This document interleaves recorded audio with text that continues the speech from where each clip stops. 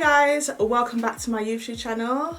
So today I have my sister with me again. Hello. So do you want to introduce yourself? Hi everyone, I'm Kemi.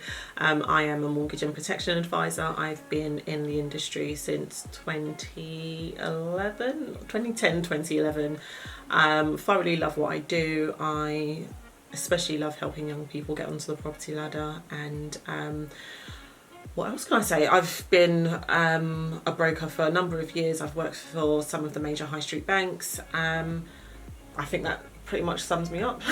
Great. So today we're going to be talking about right to buy.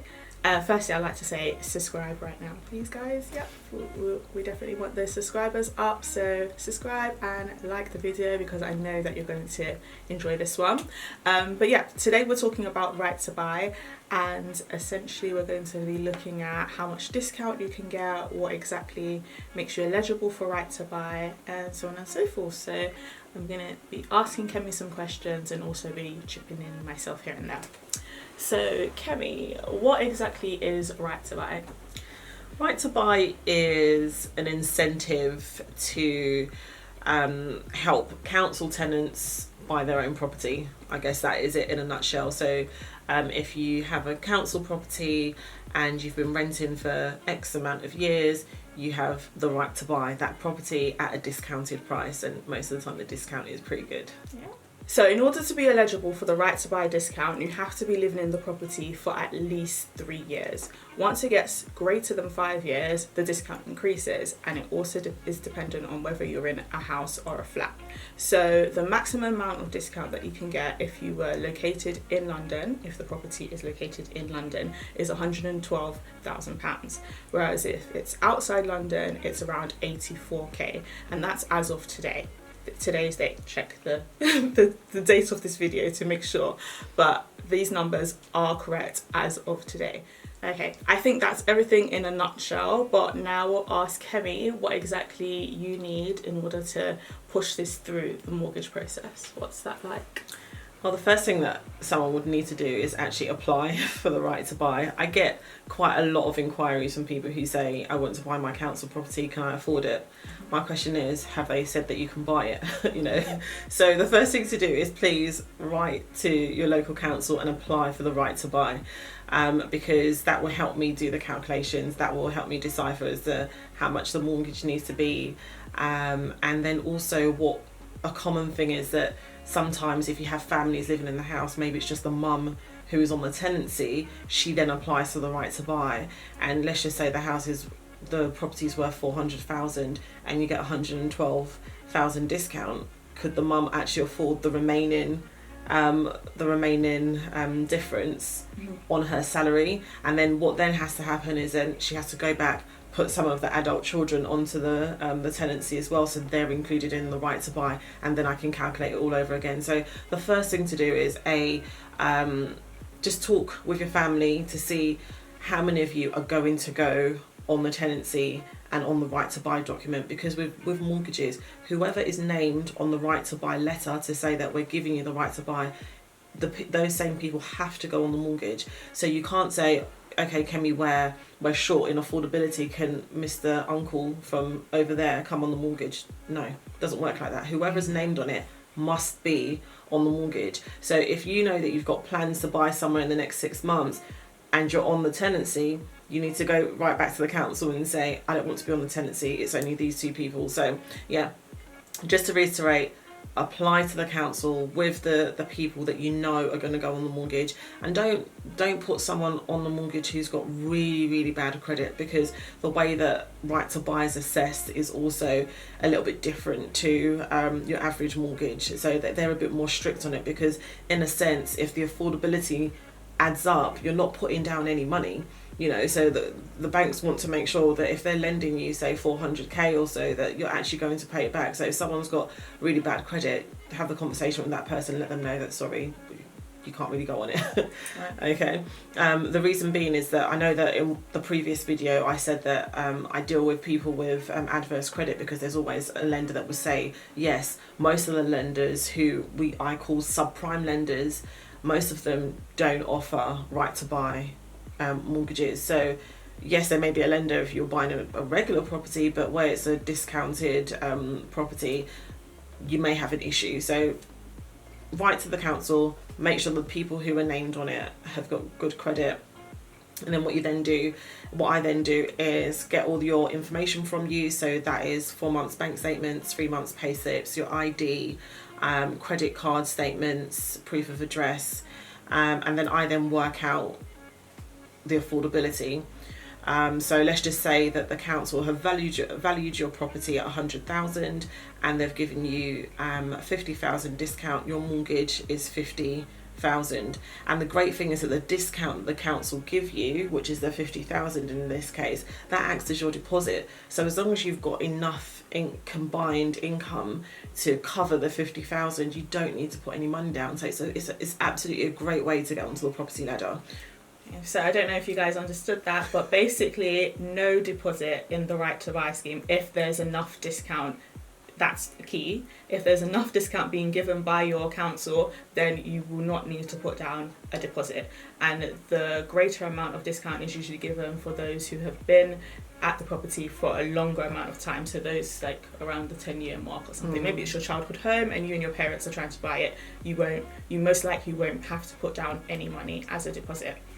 But also, sorry, just to add, also it's that the difference as well. So I think me using 100,000 was like most salaries should be able to cover 50k. But let's just say the property is valued at 300,000 and the government give you 100,000 discount. So your mortgage is 200,000. So whoever is on that right to buy document, your combined income needs to be able to afford a mortgage of 200,000. If it doesn't, if say, I don't know, you've got two people on 18k salary and the maximum that I can get you from the bank is 150. So the property's at 300, they've given you 100,000 discount, so you need 200 in a mortgage, but you can only get 150 from the bank. You're short by 50k, which then means that you have to put down your own money. Right. So it's really important that the people who are going on the right to buy as well have a good steady income as well. Right. Okay. I hope that makes sense. Yeah, I think that makes sense. But, so in terms of the process, how does it work for you? Is it longer? Is it shorter? How does it work? Right. In terms of the mortgage side of things, it's pretty much the same. So I would treat it the same way that I would treat a regular mortgage. I think for me, with my experience of right to buy applications, is that they take a long time, just because it's you're dealing with the local authorities, so they've got to come. Let's just say, for instance, you're buying a flat, they've got to come and do the drawings of the property. They've got to send you the major work schedule if there are major works, and that's another thing that everyone needs to look out for as well. So I mean, if you're living in a flat and you want to buy that from the council, if they have sent you a letter within, I don't know, the last year or so to say that we're going to change the outside of the building, the windows, the door and everything, now's probably not a great time to do the right to buy. Because once you buy that property, you are then responsible. They'll just give you a bill, it's called a major works bill, of how much it's going to cost. And what I've found with people who buy council properties and the major works bills, they're 10,000 plus, you know. So always check to see whether there's anticipated works coming up, you know, before you put in the application. So during the process, the council have got to do so many different things, and they're the ones who normally, sorry for anyone who works for a local authority, but I'm sure you'd know they drag their feet. Good to know. I think something else important to mention is if you sell your property before 5 years, a 5-year time span, you do have to pay back some or all of the discount that the council has given you. So essentially, if you plan to do anything like release any equity or sell the house, you must wait at least 5 years to do so. Otherwise, you're losing out on the discount. You have to give that back. Yeah, and also there are some lenders as well who after the 5 years incentive period is over, if you then decide to sell between year 5 and year 10, there are some councils who want first refusal. So that means that you've got to offer it back to them before you put it onto the open market. So I mean, it's a lot of the times these council properties are in great areas. Majority of people that I come across, they don't normally sell, but the council, you know, a lot of local authorities are desperate for properties, so they will buy it back from you at market value. That's great. So are there any lender restrictions that people need to be aware of or anything like that? Yeah, so it's sometimes, because of the way the council properties have been constructed, so most of them are 1940s, 50s, 60s. I mean, council, let's just make it clear, like the council estates were built to give some sense of community. So sometimes in, you know, areas such as South London, a lot of the council properties are like in a square, they all face each other, or sometimes they have bridges from one building to the other. There are some lenders who don't like buildings that look like that. There are some lenders who will say we won't consider it at all, but if it's within, and they give you a list of London postcodes, then we will look at it. Okay, so there are some lenders who will say we won't go above a 10-story block, or if it's above 5 stories it must have a lift, because remember, a lot of council properties when they were built, a lot of them, from my experience and the ones in Hackney, some of them didn't have lifts. So lenders will take a view on the type of property that it is as well. Another common obstacle that I come across quite a lot is what's called open deck access. Open deck access is where you have a block of flats, say that there's 4 floors in the building.